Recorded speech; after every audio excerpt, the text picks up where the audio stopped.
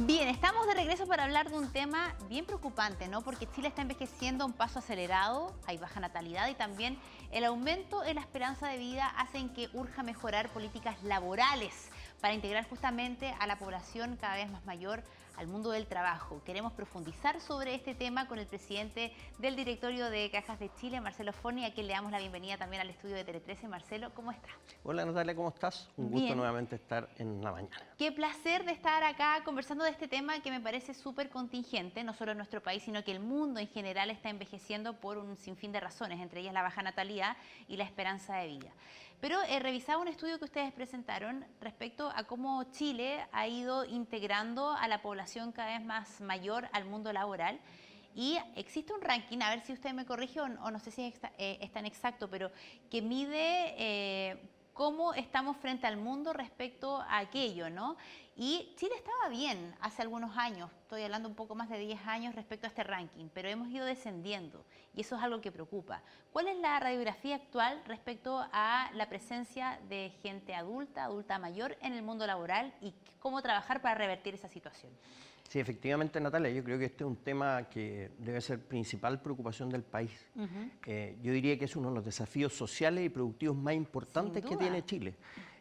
Efectivamente, el país está envejeciendo. Hoy día la esperanza de vida al nacer llegó a casi los 82 años y la natalidad ha bajado a 0,97. Por lo tanto, tú tienes mucho tiempo entre que la persona deja de trabajar y fallece. Exacto. Y por lo tanto, eso genera un problema, un impacto, no solo al sistema laboral, también al sistema previsional y de salud. Y yo creo que como país tenemos que abordarlo. Efectivamente, aquí hay cifras que son preocupantes. Por ejemplo, en 2050 ¿Ya? casi la mitad de la población va a tener más de 50 años en Chile. Wow.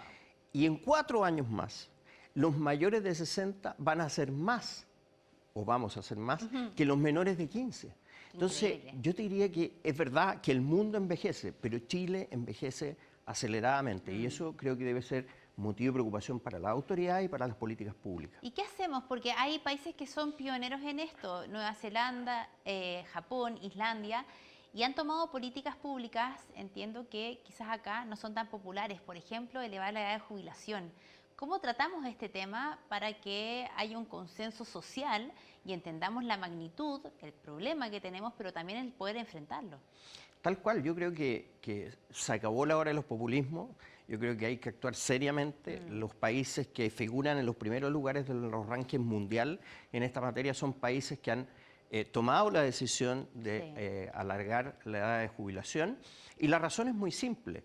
La razón es que hoy día tú tienes un número importante de gente que se está incorporando al mundo pasivo y cada vez menos en el mundo activo. O sea, hoy día son más los que se benefician del sistema previsional, o van a llegar a ser más los que se benefician del sistema previsional que aquellos que lo financian. Chuta, y eso para cualquier presupuesto público es impracticable. Evidente. Si tú revisas las cifras, yo estaba viendo ayer un estudio de Cecilia Cifuentes, del ESE de la Universidad de los Andes, decía que entre el 2010 y el 2026, o sea, en 16 años, se duplicó la población mayor de 65 años. Eso quiere decir que se incorporaron cerca de 1,5 millones de personas al sistema previsional.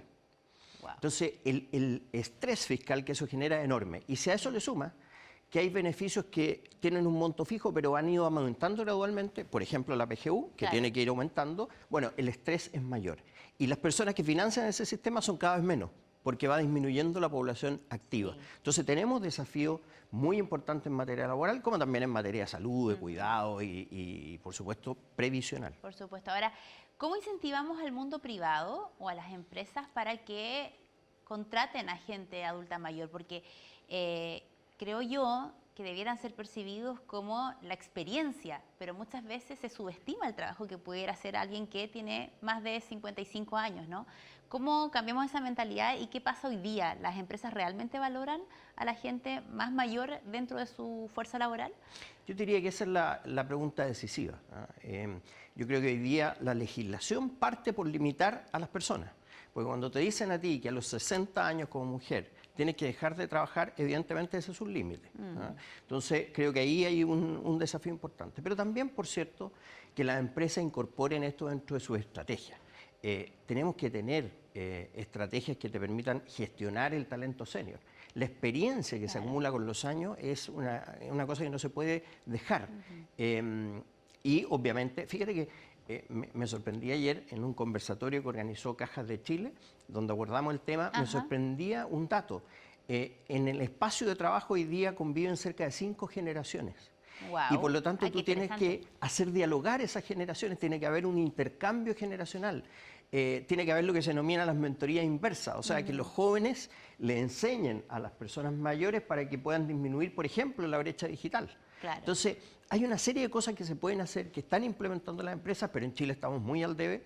Fíjate que el estudio de Pricewaterhouse que estamos comentando decía que solo el 8% de las empresas tienen una estrategia para gestionar los cambios derivados del envejecimiento. Solo un 8% de las empresas en Chile. Muy poco. Muy poco. 4% tienen beneficios diferenciados para personas mayores y otros segmentos. Y solo 4% tienen políticas con incentivos para la contratación y la retención del talento senior.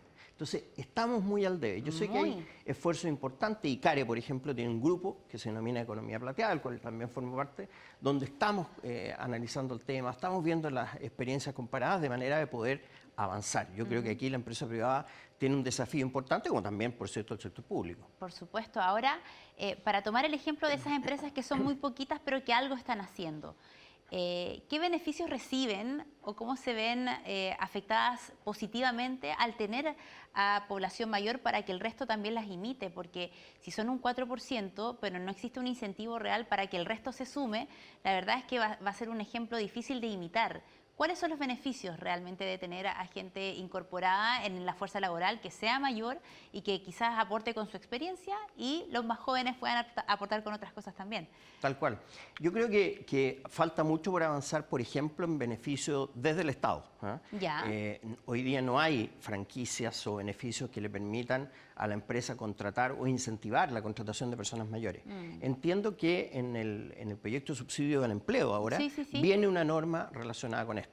Pero más allá de los subsidios del Estado, yo creo que la empresa privada puede mostrar casos de éxito en la contratación de adultos mayores, en materia, por ejemplo, de presencialidad, de responsabilidad, de ejecución de las labores, de experiencia. O sea, yo creo que son habilidades distintas las que tienen las personas mayores respecto a las personas jóvenes, pero ambas pueden convivir al interior de la empresa para generar buenos resultados. Yo creo que aquí lo que se trata, de alguna manera, Natalia, es gestionar el talento senior de manera que sea una ventaja competitiva frente a otras empresas. Esa va a ser la única manera que podamos, de alguna manera, lograr el efecto de imitación y que las empresas se vayan sumando a este movimiento. No, y estoy muy segura que, claro, hay gente que efectivamente quiere jubilarse a los 60 y 65 años, que es lo que permite la legislación el día de hoy, pero hay mucha otra gente que quiere continuar porque se siente capaz de hacerlo y de ser un aporte importante en el lugar donde se desempeñe, ya sea una empresa, incluso un emprendimiento. Es bien interesante eso porque siempre se dice, no sé, que las generaciones hoy día, si antes tú concebías a un abuelito de 60 años, hoy esa situación es realmente distinta y tiene que reflejarse también en el mundo laboral. Ahora, tratando de imitar a los países que sí son exitosos en esta materia, que sí se han tomado en serio quizás esta nueva realidad que es una baja natalidad y una población que envejece. ¿Cuál sería una edad recomendable de jubilación? Entendiendo que es un tema que es poco popular, pero que hay que tratarlo. Por ejemplo, en Nueva Zelanda o en Japón o en países donde sí es exitoso este tipo de políticas, ¿a qué edad se jubilan? Para ver también cuánto nos falta.